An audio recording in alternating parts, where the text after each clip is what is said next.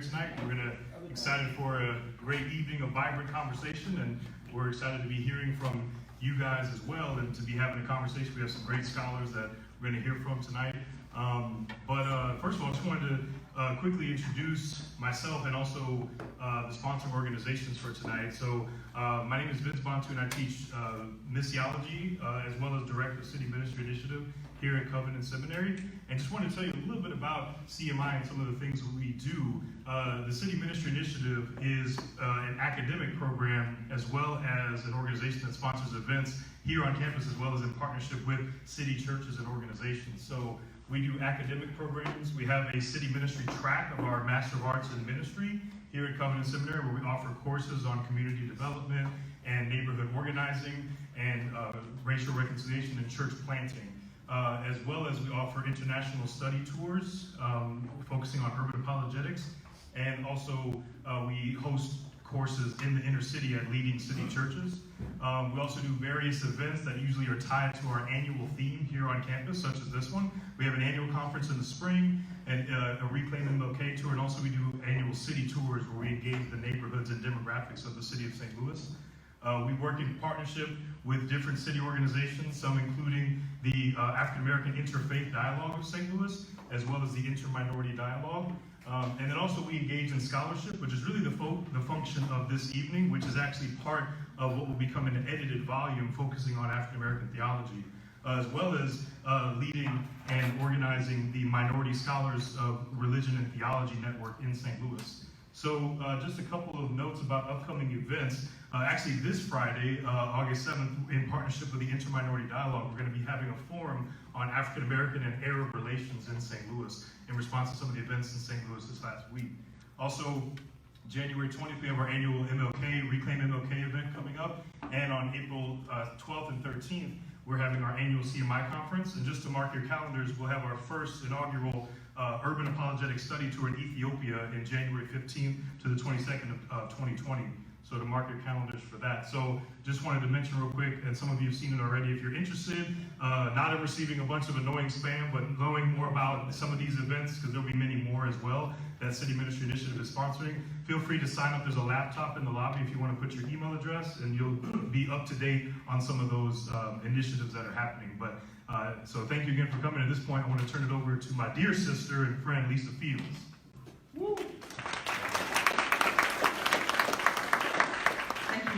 Good evening. Are y'all excited to talk about African Americans and theology? Yes. Some of y'all seem amped, some of y'all seem like y'all tired, but I hope y'all bring the energy tonight, because it's not just going to be us talking, but it's going to be interactive. So we like to, I don't know if you like me, but I have sometimes a short attention span, so I can check out mentally after a while. So we don't want y'all to check out. We want it to be interactive, so y'all gonna talk back to us. Before we even talk, we want to hear from y'all. And then we're gonna have our excellent, brilliant panel speak. And then we're gonna do some interactive things. We're gonna have you split up into groups, and then we're gonna do Q&A. Y'all ready? Yes. So before we talk about that, I wanna introduce just my organization, the Jude 3 Project. How many of you are familiar with Jude 3 Project? Yeah. Okay, most of y'all? Thank you. Subscribe if you haven't. Jude3project.com. Feel free to donate as well. We are a 501c3.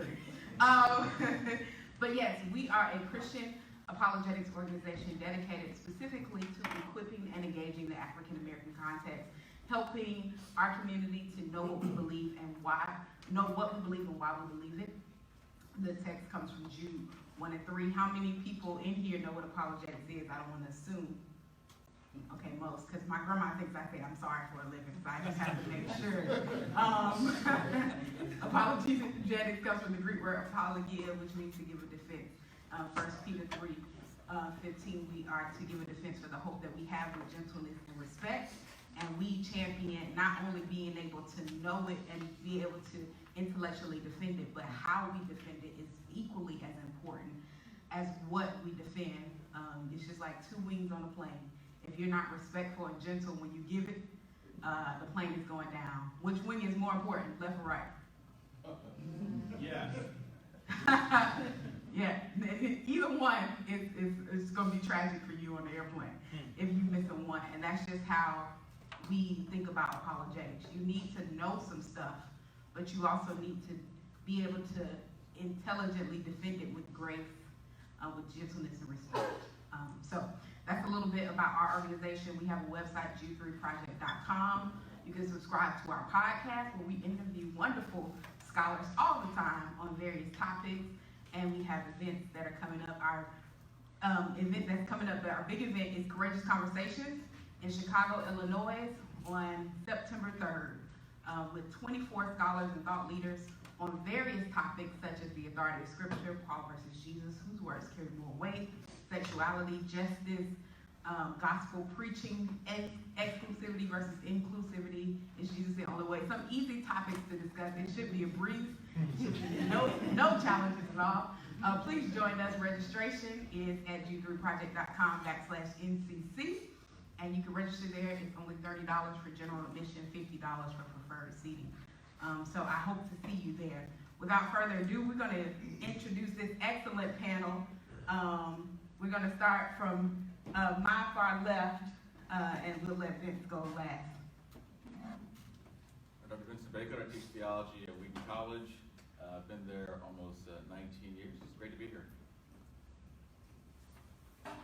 Good evening. My name is Duane. Can you all hear me? Yes. My name is Duane Belgrave. I am trivocational. I teach theology as an adjunct. I do some adjunct work at Biblical Theological Seminary in Philadelphia. But also I am involved in the church and ministry, but also community development as well. And that's, I guess we'll find out some more a little bit later about that. But I'm glad to be here. Thank you. Greetings. I'm Dr. Nicholas Rowe. I'm Dean of Student Engagement as well as Associate Professor of History and Peace Studies at Wheaton College. I already said who I am, but I forgot to leave off my greatest achievement, which is that I'm married to Deanna. Amen. So, as I mentioned, we're going to do our talk back segment. We always like to start off our events where our audience talks first, just a way to gauge the room and just see what y'all are thinking about the subject. So, our first question, we have the ushers with the mics. Okay. Okay. So we're going to have the microphone in the audience for y'all with some, he's going to be our usher, to hold it, just in case you get too long. 2 minutes, please. Not long, just like you had a funeral, 2 minutes, but don't take the 2 minutes they take, because it's like 10. But our first question is up on the board. Describe any difficulty you may have experienced in affiliating yourself with the following descriptors: evangelical, liberation theology, reformed, or womanism. Just in case y'all couldn't read, I just read it for you. But you have this gentleman that's going to be out in the audience to hear your thoughts on this subject.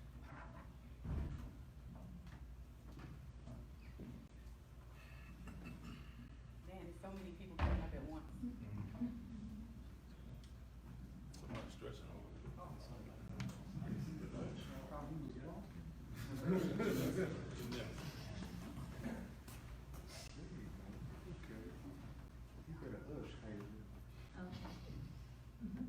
I think the one that I have a hard time affiliating myself with is evangelical right now, just because of the political implications that has at the moment. Some young man over here. She took mine. I don't know. I still don't. You might contextualize it differently. She did. Same with her, evangelical. Typically, when you hear that term in outside Christian circles, it's someone that has a non-liberating view of women, not very conscious of social issues, and so they just think like you're this pie in the sky Christian that, you know, those people are here with the Bible, right? And so when you speak to them, they automatically think that what's coming out of your mouth is, you know, archaic, not conducive to culture, and it has no modern bearing for today. And so being able to navigate that is very difficult.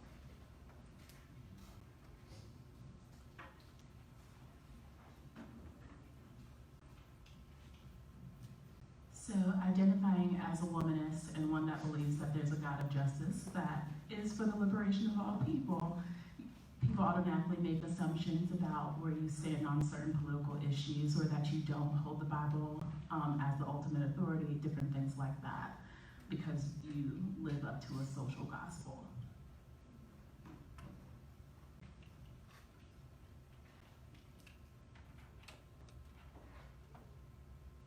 Anybody else? I think, did you have your hand up? No. Okay. Well, if there's nobody else, I guess we can continue on. Y'all a little bit more quieter than our HBCU tours. We used to have to stop sign. Well, thank you for you talking back to us about the topic. We're going to ask our amazing panel about this idea of African Americans and theology, past, present, and future, which I think is an important topic for us today, because there's some misnomers. Sometimes if you've been in the seminary space, especially a white evangelical seminary, sometimes you're not exposed to African American scholars as far as what you're reading in class. So if you look at your textbook list, all of them may just be white men. And so it's important for us to expose audiences to African American scholars that are doing the work. We have several PhDs, and sometimes they're not highlighted the way they need to be. So I'm excited to highlight them tonight and just to hear from them. So the first question for our panel is, how do you define Black theology? How do you define Black theology? Whoever wants to go first can. I define Black theology as, first of all, it's not monolithic, but it's the theological perspective, viewpoints, constructs, or constructions emerging from the African American male perspective, predominantly. So it's the way of engaging the Christian faith, the themes that are important, the stories that are important, and also the support behind it. For example, justice is very important. Blackness as a construct, addressing the effects of that, the injustice that has been meted out against Black people. So it's really embracing that and saying that this is a source of resistance. Of course, it's popularized most by the recently late deceased James Cone. He's the patriarch of that. But again, there's, I think as the sister was talking about, womanism. It's not a monolithic. There are people who adhere to these theologies that have a variety of perceptions and a variety of views, but it's basically around those issues.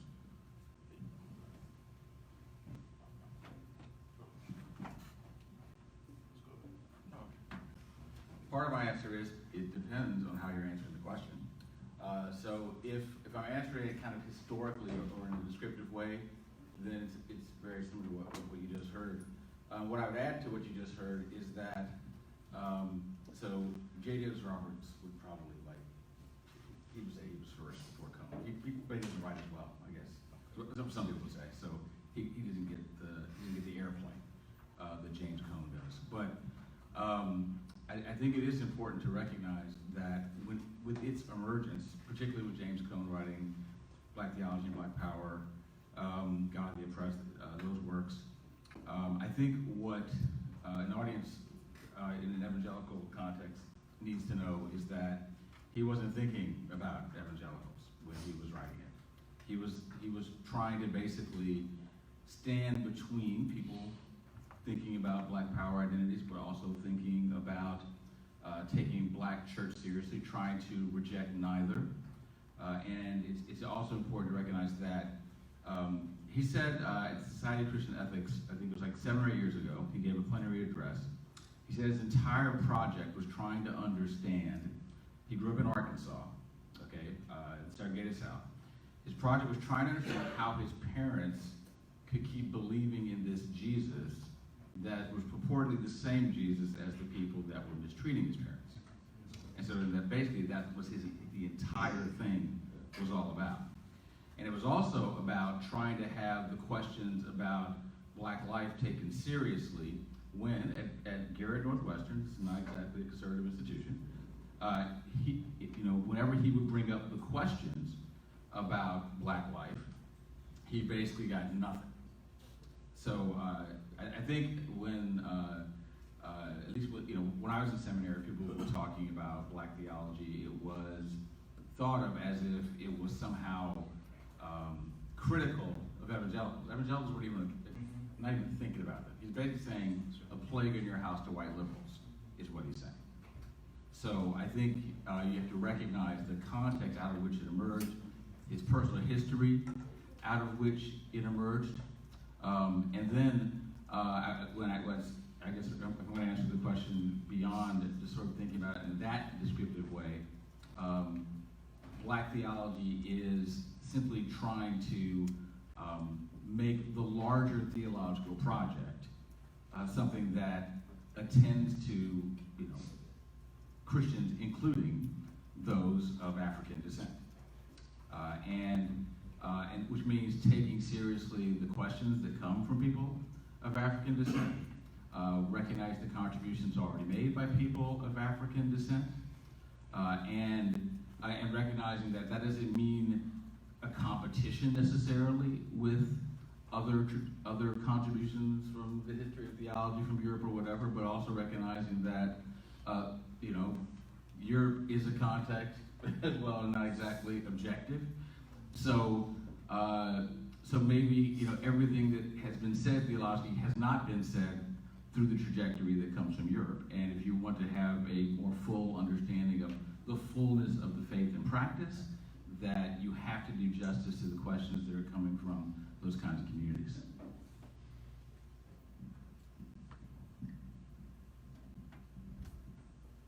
It's important for me to say from the outset that I'm not a trained theologian. I'm a historian by training. So when I consider this question, there are two things that I articulate right up front. And I don't know how trained historians think about this, but it helps me to think about it a little bit more broadly when asked the question about what theology is. And that is to say that there's a sense in which everybody is a theologian, right? There's a sense in which everybody is trying to make sense of the big questions of who they are and who they are in a transcendent sense, not just in a material sense, although that's important too.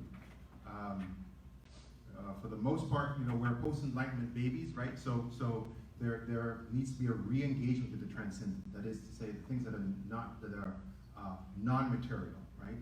Non-rational, not irrational, non-rational. Big difference, right? And so that importantly informs who we are as human beings and how we engage with the environment around us and how we engage with each other. And this necessitates us to talk and reflect and to think about God, what that means, and how that plays a role in terms of how I view life and how it enables me to live fully flourishing as a human being. So if you put those particular things in place, and obviously I think about those things a lot in the context of what I do as a historian, but then when you're thinking specifically about African American theology, then it's important for me to revert back to my colleagues here to talk about it, particularly as people within the context of the diasporal African experience are asking those questions, and what it brings to mind in terms of the understanding of God as they have experienced God himself, and how that speaks to other contexts in ways that enable them to learn similarly in terms of ways in which folks in the African context will learn about God from ways in which they have other contexts have learned at the same time. So I think I'll stop there. Yeah, I would largely echo a lot of what's been said. I mean, I feel like there's three ways I could answer the question. I mean, one is in a really simplistic way, in the sense of like, what is Black theology? Well, like all theology, it's done in a particular context. And in this context, we're talking about how people discourse about God and his activities among human beings from an African and African descendant perspective. But when I think about it in terms of kind of an academically descriptive way, in the sense of describing the reality of the academy, then I encounter a reality as an African American scholar of theology and patristics in particular, that does not exactly fit my experience, and I mean, I think we could say more about that, but I think that there is if you just Googled Black theology, Google book search Black theology, you would probably find an inundation of kind of mainline theological perspectives that come out of the place of desiring liberation and pursuing justice, but having different claims around the authority of Scripture and some of the more kind of traditional historic Christian faith than I would particularly feel comfortable with.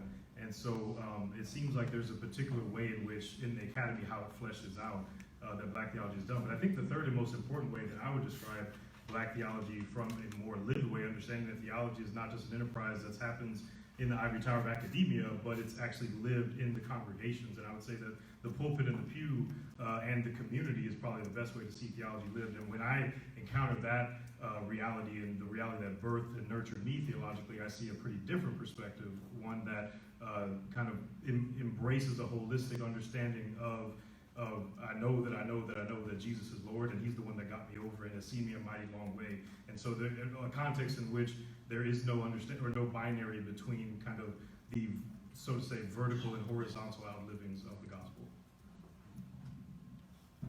Did anyone want to add anything else before we move on to the next question? Yeah, just to add, I was being very specific when I said an African American male perspective because of the womanist movement, which was on the board before. Many of Cohn's students actually saw the shortcomings. He was speaking from a male perspective, and he didn't understand the Black women's experience and how they saw and experienced like how they viewed God as such. So one of the things is to say that all theology is contextual. Whether you put an adjective descriptor, there is no, you just say theology. You have to be more specific. You're talking about Christian, you're talking about Muslim. If you're talking about Christian, whose perspective? Is it the dominant theology of the global north or the west, as you would say? It's a European, American, white American, European. So the thing is that we all do. I like to say a lot of my classes that God doesn't do theology, people do. And sometimes we equate our theology with God, but we're talking about God. It's faith-seeking understanding, trying to make sense of the God of the Bible. What is God calling us to do? Who is God, and what are we to be doing as God's people? And I say it is a patently human activity. And I think we sometimes deify it. I think we need to deify, of course, God, but not the theology. And that it is subject to our perspective. And we get in danger when we say, my theology is the theology. Yeah. And that's very presumptuous. It's very, you're usurping, only God is the ultimate and final decider or declarer of what is truth. And we should see ourselves as striving, not perfect, not having attained, but we're striving to make sense of what we're to do. So the goal is that, and every week, and my colleague was right, if you're a Christian, a person of faith, you're a theologian, because you are, and not just the academic, but the lived kind of theology, like Dr. Bantu said, the lived kind of theology. We don't. It's just not academic.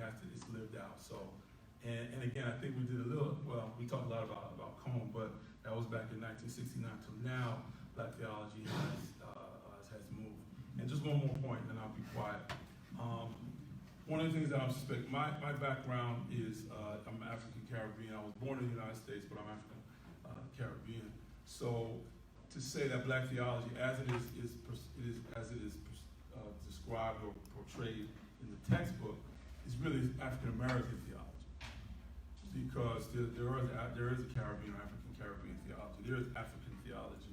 So I think when we talk about, because I think it's a little, we have a little American supremacy thing going when we say that the African American viewpoint speaks for all Black people, because of the African diaspora. We have to really recognize and respect Black cultural diversity. So the job for you all as students or as concerned people, you need to really be self-aware of your theological viewpoint and perspectives. And you have one. People in your church, people in your family, people next to you say that they believe in God, they have a theology. And the key is are we is it a healthy theology? Is it a sound theology? Does it stand the test? Does it work? And is it about everybody or just about you? Because again, Black theology, as its constitute, does point beyond just Black folks or African American. And I'm done. Yes, that's helpful. I love how Dr. Bacote mentioned one of my personal heroes, J.D. Otis Roberts. If you haven't read his book, Liberation and Reconciliation in Black Theology, I would encourage you to do so. It is very, it's a transformational text, and I believe it's foundational for every Christian to read.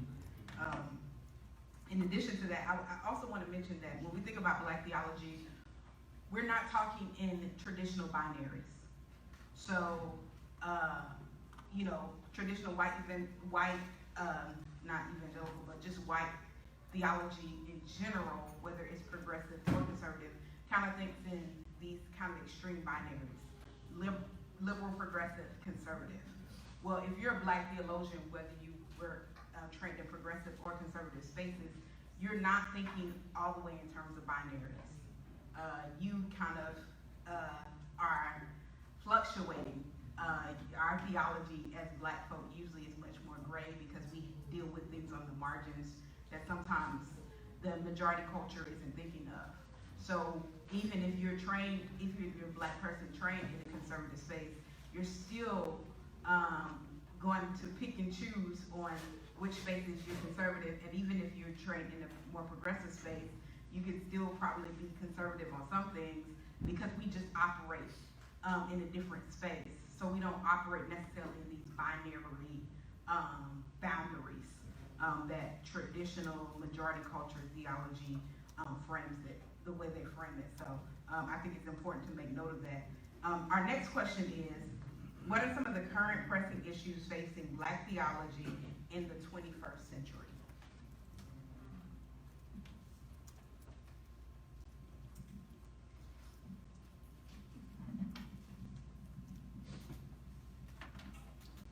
I think one of them is dealing with, and part of it is with the growth of the Black middle class. Part of what's happened is that there are some people that the way that they have engaged the traditional Black church, they are not sure what to do with traditional Black church. So they want to step away from that, or they think it's anti-intellectual, or as I heard earlier today, or they're dealing with the failings of and dysfunctions of it, and so they are critical of that, and they either want to step away from the church, or they're not just stepping away from it. In some cases, they think it has nothing to say to their lives. So that's at one level talking about a kind of an apologetic task that there is for saying, yes, the Christian faith is something other than an environment where people get together, sing certain kind of traditional songs, and it doesn't change their lives. Nobody cares about hypocrisy, and actually nobody cares about thinking with any depth about theological questions. They just want to say John 3:16 every Sunday. So there's a need then for, in that setting, for a deepening of the faith, an addressing of those intellectual questions, but I think also finding a way to communicate the belief and practice of the church in a way that attends to the fact that, yes, pretty much in any tradition, you can find your people that will give you reason to say, well, if these people are what it's all about, then I'm out. So in other words, displaying people who do have changed lives, and people who do think with depth. So I think that apologetic task is part of it. And I think also, and maybe this is just being a theology professor, that this is probably why I'm saying this, but I think one of the things that's also facing it is, because I think this is what happens sometimes when people have dissonance with either evangelical settings or in traditional Black church settings. so they like a certain approach to doctrine and another. But there are these spaces where I have to choose between an activist orientation or caring about my personal internal life or caring about taking doctrine seriously, etc. So I think part of the challenge is helping people to see that that's a false set of choices, and that you're talking about a faith that is more holistic than people have either heard or seen. So I think that's to me that's probably one of the big things. So dive deep on doctrine, dive deep on practice, dive deep on character, dive deep on public engagement, and on it goes. Before y'all get to the next question, I think that we missed something that I think is foundational to this conversation, because we can't talk about Black theology until we talk about the formation of the Black church. And for many, I hear this question all the time from majority culture folks, why is there a Black church to begin with? And I think that is, because people just don't know history. And it's comical, but those are people who are detached from history, as most people are in culture. Like, generally people just don't read for the most part. And so I think it's important that I would like our historian to share this, because he just shared this in a prior meeting, but also something that you pointed out that I would like you to also talk about was how who the different theological perspectives that helped Absalom Jones and Richard Allen when they decided to start the AME Church. So I think that's important as well. So if you could share what started the Black church, why is there a Black church for those who are sincerely ignorant, and then we'll go back to the question, because I just think it sets a little bit more framework for just a conversation about Black theology. So I guess it gets come from me as a sort of official historian for our panel, but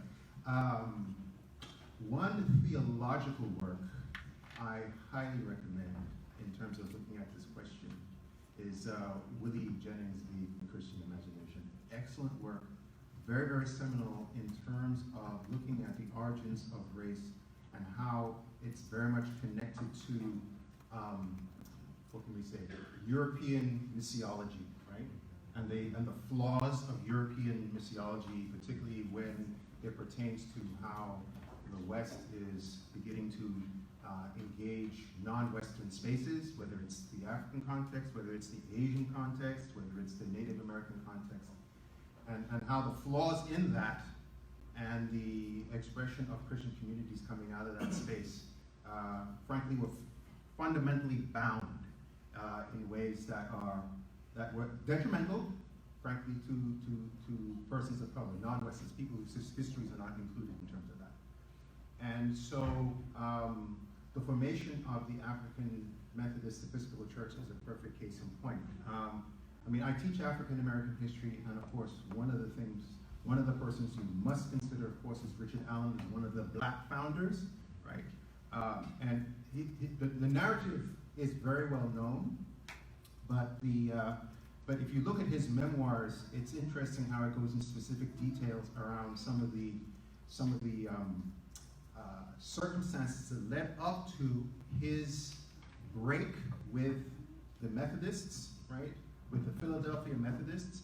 He was originally part of that congregation. He came to faith as a part of the Methodists, the traveling circuit guys and everything else like that. And the traveling circuit Methodists in particular were very adamant about how Christ sees no color, and that it's very important to reach their, to use the vernacular, colored brethren, in addition to their fellow white brothers throughout the context. And so while and is always usually the case, the missiologists are a little bit more open-minded, the denominational figures were not. And so Richard Allen was part of that circuit, and he was summoned to come to Philadelphia to help out the major Methodist church in Philadelphia, St. George's, because they had a small African American population that needed spiritual care. And of course, the question he immediately raises, well, why aren't you taking care of them? Why isn't this white coming? Why are you not taking care of them? No, we'll get into that. But we want you to come, and so on Sunday mornings, we want you to come and preach at 5 o'clock in the morning, and then when you're done, then the regular service will start. Well, of course, Alan was very, very quick to notice what was going on here, and then in terms of how the very intentional structured segregation was taking place. Things really got to a head because he started his ministry. He was only hoping to be there for a couple of weeks, but when he started his ministry, he's such a gifted evangelist, right? He started reaching out to the freed blacks, poor freed blacks in Philadelphia, and there were massive conversions taking place. So that he had a body of about 50 people wanting to worship in this only church in town. And when those numbers started to grow, the white congregation started to become uncomfortable, right? They started to become uncomfortable. They started putting in restrictions within how we're going to worship. They used to have their pews in there. They were instructed, well, you need to stand along the walls. Well, we're growing. We're a growing congregation, so we're going to pull together monies to build a balcony, a second balcony, so we can accommodate the growth in people. But what the plan was all along was that balcony is where we were going to put all the black folk while the white folk worship on the ground floor. Well, the break takes place when one Sunday Richard, Allen, Absalom Jones, and all the other black congregants come in. They were instructed, supposedly, to go to the gallery, which had now been opened, but they didn't hear the instructions, so they came into the main congregational space, and at that point, the prayer part of the service had started. So they go down on their knees and pray. That's what they did. If you read the accounts, where Alan says he goes down his knees and starts to pray. Then all of a sudden he hears a scuffling off to his side to see one of one of the white deacons pulling up Absalom Jones saying, "You're not supposed to be here. You need to leave." And Absalom is like saying, "Well, can we at least finish praying first?" He goes, "No, you all gotta leave. If you don't leave, we'll force you out." And he starts calling over other ushers, and they literally started dragging him off the floor. At which point, Richard Allen and all the rest of the black congregants just leave en masse. And that was the last time we were there. And then they proceed to go out and try to find a space for them to set up their own church. If you look at the documentation, very, very often you will see him talking from the beginning saying, we saw there was a need to create a worship house for colored people. We saw there was a need for a worship house for African Americans. He saw that the needs were not being met by the congregation because of the inherent segregation that was taking place. So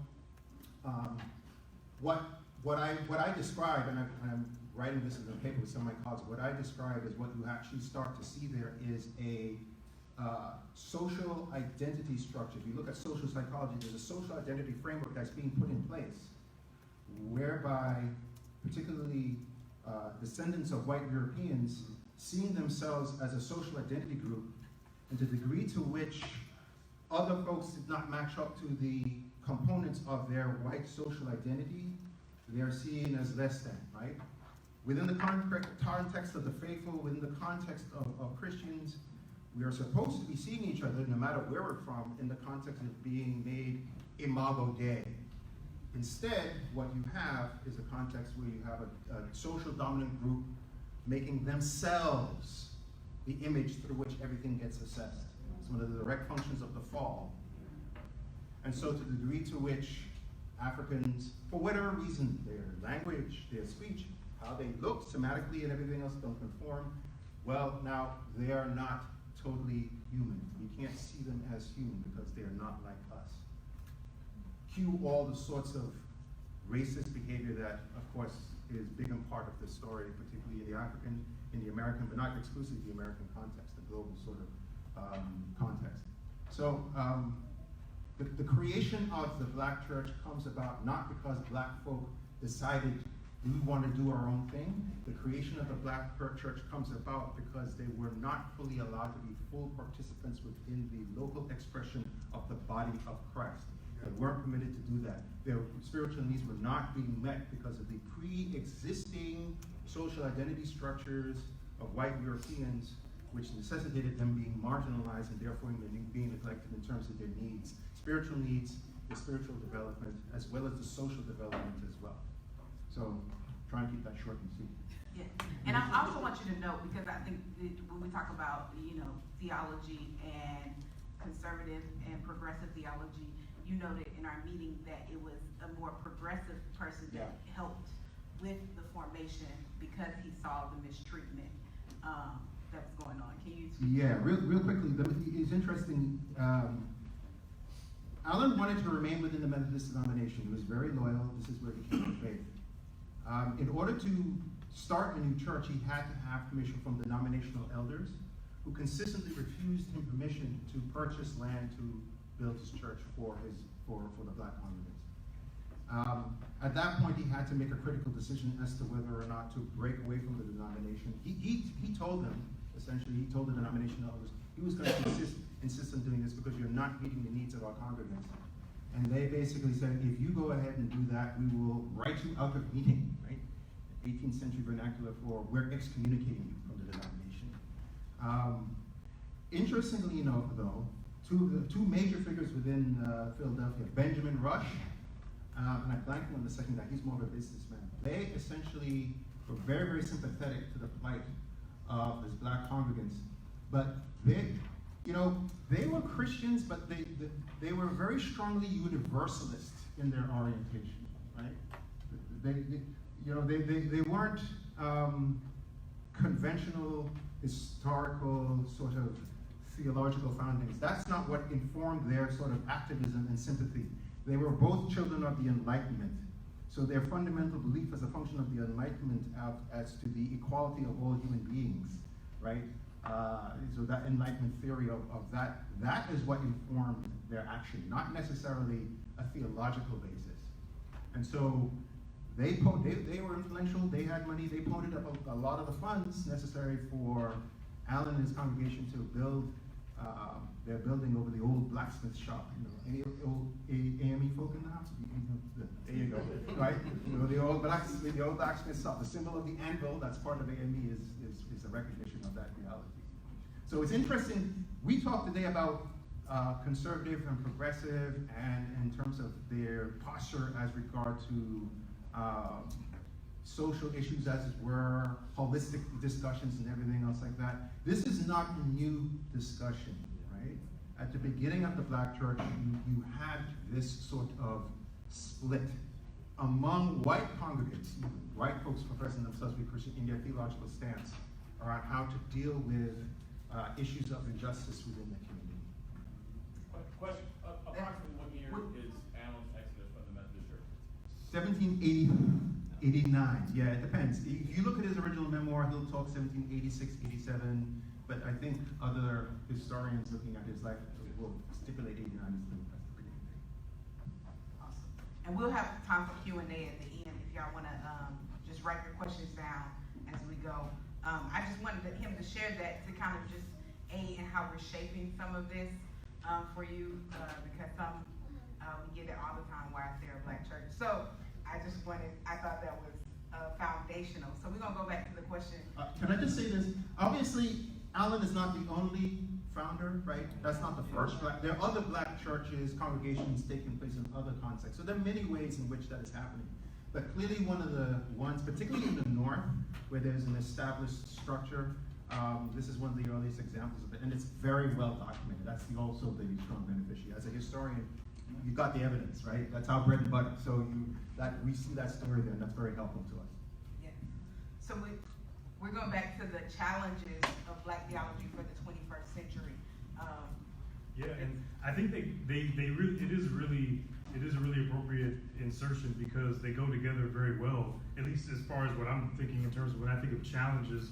Because again, as an African American who does theological work, and then when I engage the reality of what black theology is in terms of literary output, and in terms of when I go to the American Academy of Religion and I'm put in a black caucus, or I'm engaging with the dominant voice of what is black theology, it is not one that, not only that I particularly feel comfortable with or kind of reflect reflects my theological worldview, but I don't even think it reflects the majority of black Christians' worldview. I don't think it reflects the majority of the black church, in as far as it deviates from traditional views of biblical authority and the historicity of the biblical account. In terms of its fight for justice and liberation, yes, most definitely. But again, to your point, that's been an aspect of African American, Afro-Caribbean, people of African descent, believers of African descent since day one. Monasticism started in Africa among Egyptian and Nubian Christians who were holistically living out what it meant to be a Christian by teaching Orthodox doctrine. They were schools and houses of theological instruction that taught orthodoxy, defended orthodoxy, and also provided their community with jobs and with access to health care. It sounds a lot like the black church of the last 400 years in America. It's an intrinsically holistic dynamic. But when I look at least an issue from my perspective, or what I see to be a problem in black theology, is that the dominant voice of what black theology is in the academy seems to be wholly different than what you actually see lived out in the actual black church. And there's a big chasm there, and I think it has a lot to do with what Nick was pointing to. I mean, that vignette of what happened with Allen and having support from white liberals, that's still today. I mean, why is it that black people, when they go to seminary, when they go to graduate school, they come in having been raised and nurtured by the black church, which I would argue is a lot more holistic in its theology, in the sense of understanding no divide, these false Western binaries between truth or justice. It's interesting that you said wings, because one of the analogy I'm using for our chapter in this book is a quote from Ephraim the Syrian, who was a Syriac-speaking 4th century theological poet who lived in Orhoy, who had a quote that said, "Truth and love are inseparable wings, and that cannot fly without the other." And it just speaks to kind of the, again, intrinsically holistic nature of non-Western Christian theology that not only kind of comes out of, and like the African American experience, kind of grabs a hold of the true gospel in the midst of unbelievable oppression, but in this case, we're talking about non-Western theology that even precedes not only Western theology, but the idea of the West itself. But I think that, again, the issue is that we have a co-opting today of what is the dominant voice of black theology that, again, does not speak to the reality of the black church. And I see that kind of continuing the way in which seminaries and theological education is on the decline across the board, especially in the dominant culture. But it's mostly rising in terms of enrollment, in terms of PhDs, in terms of, kind of starting new schools in minority communities. But again, who are the institutions that are mostly sowing into women, into people of color, African Americans, other minorities? It's mainline liberal schools. I mean, I went to evangelical, conservative, colleges and seminaries, and I got stopped to ask to see my ID by security guards, and had my hair touched on it frequently, and had all kinds of ignorant comments said to me. I went to a mainline liberal seminary, and none of that ever happened to me. The cultural intelligence at mainline white liberal seminaries was so much higher. And I could see why. I could understand the allure, why so many African Americans and other minorities too, when they come into theological academia, they are seeing the people who claim to actually stand on the authority of the Word of God not seem to care that much about their dignity as people. And then the people who actually don't really, just openly don't affirm the reality. I have a friend who's an African American scholar of religion here in St. Louis at a university, and he pretty much just plainly said, and I think it's a generalization, but there's a lot of truth to it, that, you people, when he says you people, he's talking about evangelicals, conservative, whatever. I mean, this is proper. I think we need different terminology. But when he says you people, well, he says we, being liberals, we only care. We don't really care about what's true, or like, does God exist, or is there an afterlife? We don't really care about that. We just care about how people are treated. And you people are the opposite. You don't really care about how people are treated. You just care about what's true in the afterlife. And I was like, I think there's a lot of truth to that. And I think the more that joke makes us uncomfortable, the more true it actually might be. And so I think that is kind of where things are at, unfortunately. And I think the second thing, real quick, is another dynamic that we talked about earlier in our workshop, is that one thing that liberal and conservative whites have in common is that they seem to primarily only be interested in what black people have to say when they have something to say about being black. Or about the black experience. And that's something that you see in both contexts. If you don't think it's true, then again, just go look up any book that's been written by a black person, and I bet you it's about being black.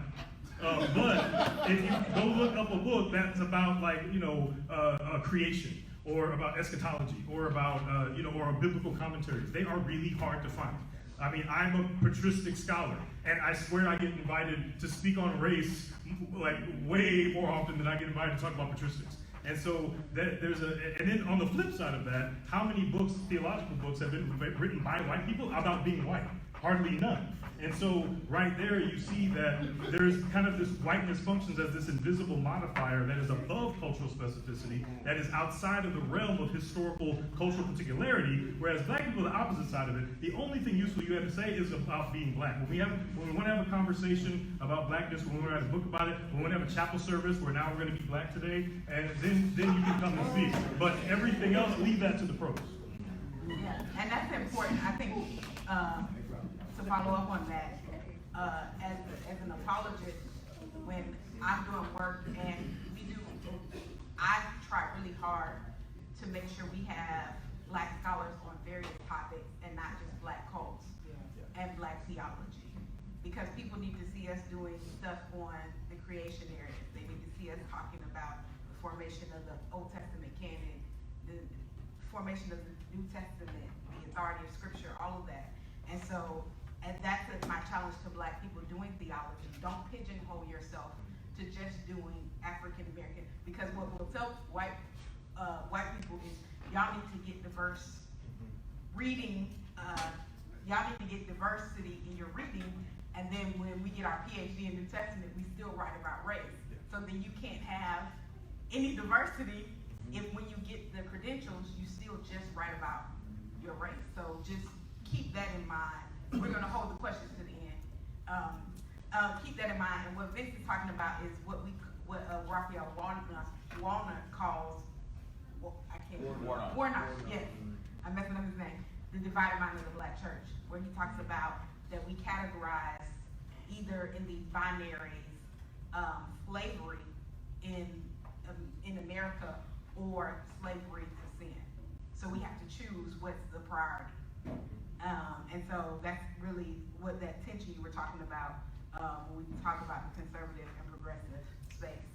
What other challenges from the I have one challenge. It's sort of related a little bit to what Dr.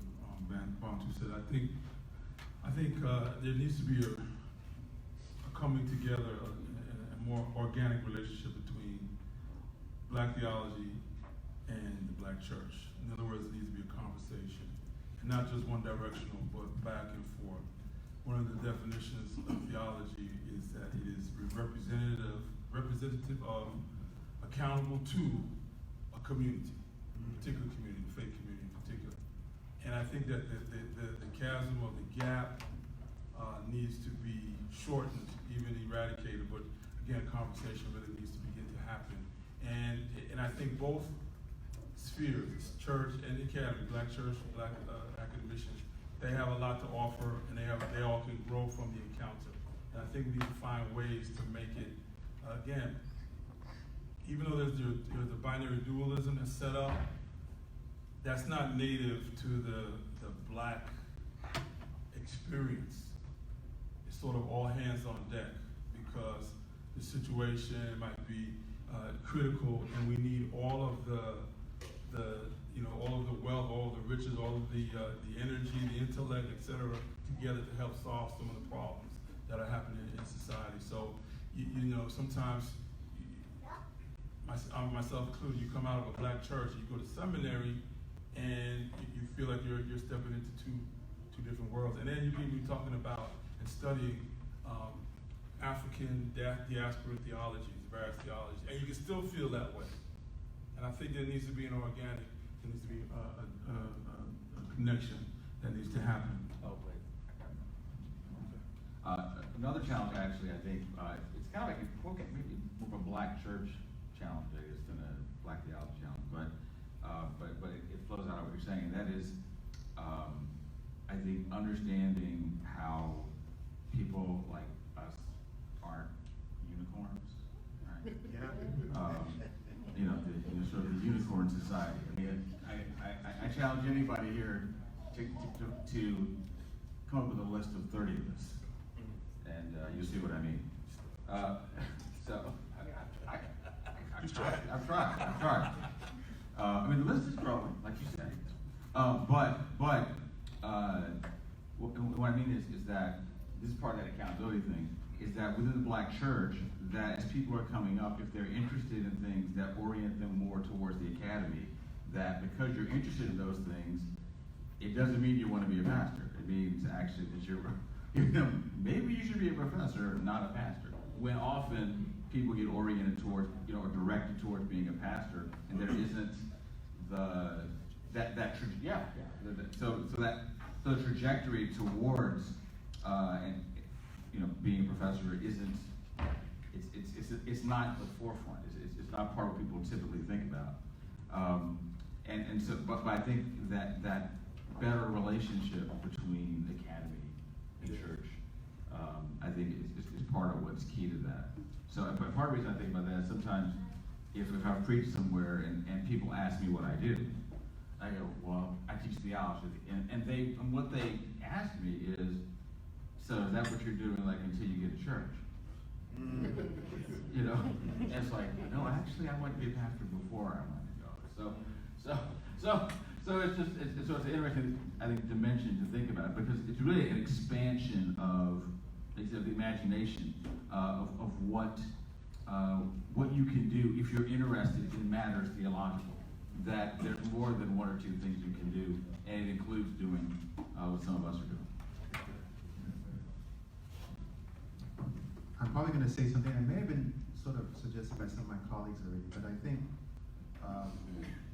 one of the challenges of the Black church in the 21st century is to hold on to its genius. So I know my brother has suggested we don't all become uniforms, but there's a sense in which the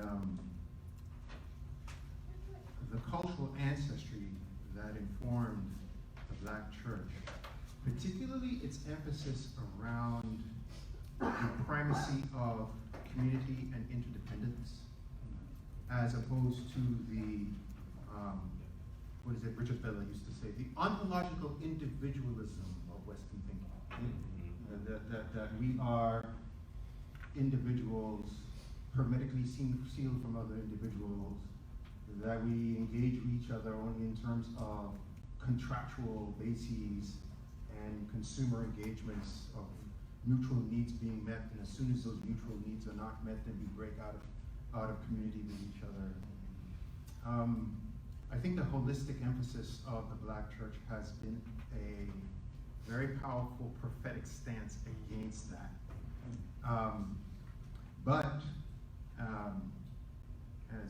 As Vince mentioned, the increasing growth of the Black middle class, I think, threatens to erode that, right? Black folk are now entering the middle class, and so the ambient interdependence of community that may have informed them when they were young, you step into middle class, you start taking on middle class sorts of things, and now you start to think about material things, and so now you start to thinking about, how I survive in the middle of this space, and what do we need to do, what do I need to do in order to get ahead, and maybe these things which I was connected to when I was young are a bit of a dead weight that I'm holding on to now, so I've made the American dream myself. Ironically, right now, I'm reading J.D. Vance's Hillbilly Elegy, right? I'm doing the work of trying to see outside of my own space. And, but one of the things that you gets shared in common is the effect of untrammeled, unregulated capitalism in terms of how it undermines the dignity of the human person, right? Particularly in terms of, we lose the aspect of the Imago Dei where relationship with God and with each other is the core fundamental of personhood. Now instead it's your social security number and your credit rating, right? And so we're so busy involved in getting into work and working hard and everything else so we can boost our credit rating and everything else like that, that relationships become marginal and peripheral. And then we wonder how come there's epidemic loneliness within our society, and now that's starting to find its way among Black populations and populations of color. We gotta fight and hold on to that tooth and nail. We cannot buy into that poison, right? We can't buy into that. We need to prophetically stand against that. We need to continue to help people to remember. I mean, being a historian, that's what I do. You remember and remind people. The past is not just the past. There are things there that need to be held onto, right? This enlightenment fallacy that progress is everything moving forward and everything in the past is old-fashioned, is no longer needed. Fallacy. That's not true, right? There are things that withstand the test of time that must be held on to, and I think these are one of those things. African brothers call it Ubuntu, and it's it's their gift to the rest of the planet, right? That core aspect of interdependent relationship being a necessity for being a full human being. Awesome. Well, we're gonna move on to the last question, and then we're gonna let you split into groups for 15 minutes, and then we're gonna give y'all time for Q&A at the end. So, because we're running low on time, just a quick comment for the last question. What are your thoughts regarding the future trajectory of Black theology? And some of y'all kind of already included that in your last comment, but if you had just a final thought on the future trajectory in 1 to 2 minutes, would you share with us?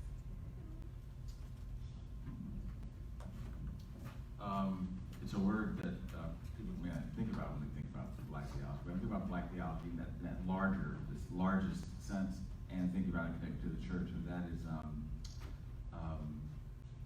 Black theology is informing the best kind of catechesis for the church.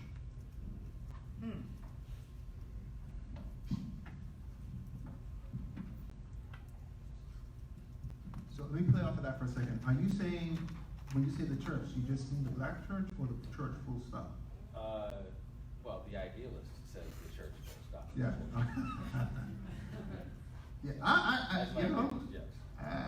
I don't think that's I don't think that's a chauvinistic statement. Yeah. Actually.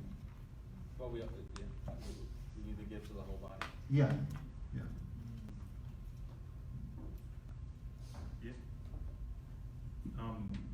I would say ideas for going forward is, again, just to reiterate, hopefully not too much what I was saying before, I see a thing that exists in academia called Black theology that kind of only exists in academia.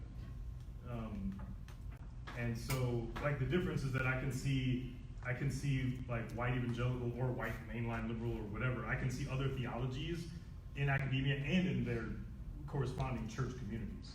But this thing called Black theology, I don't see it actually in my community in North St. Louis.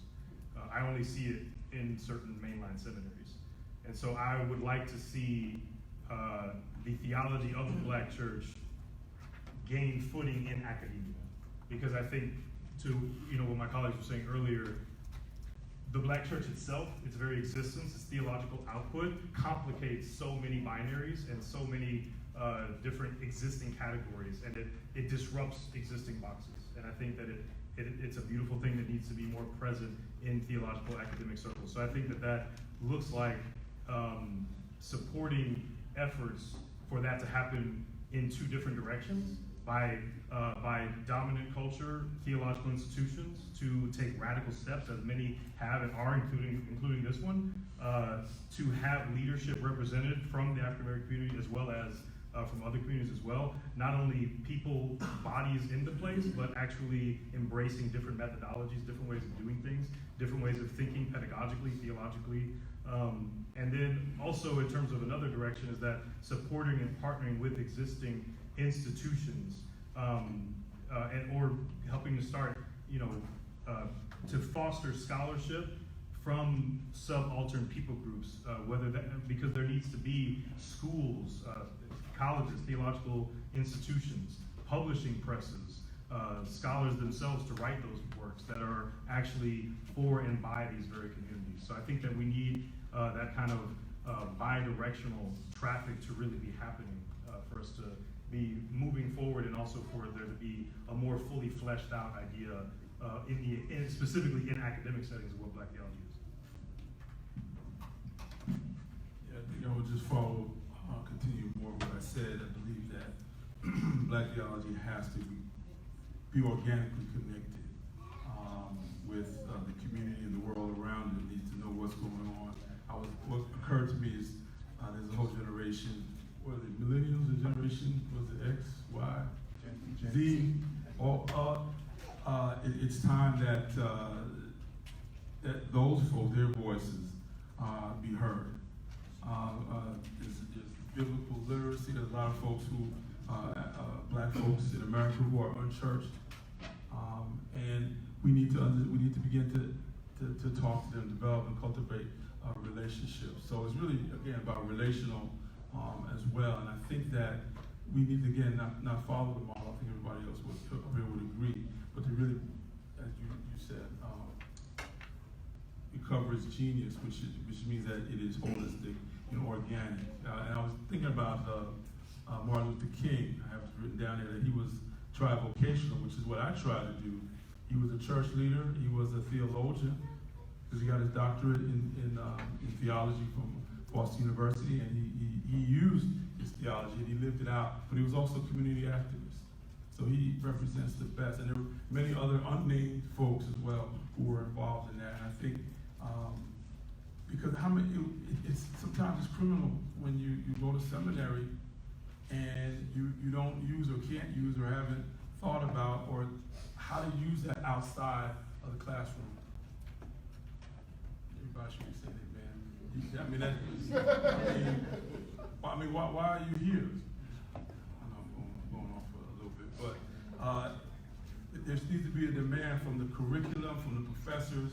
What is the connection with what we're doing here? We need to ask the so what question. We need to ask the so what question. And part of theology is the answer to so what. What about this gospel? I believe that it's applicable to every human situation that could ever arise. But how are we going to convey that? How are we going to translate that? How are we going to live that out and give people the opportunity to meet Jesus? So I'll just end right there before I say something else. Well, haven't y'all enjoyed this great panel?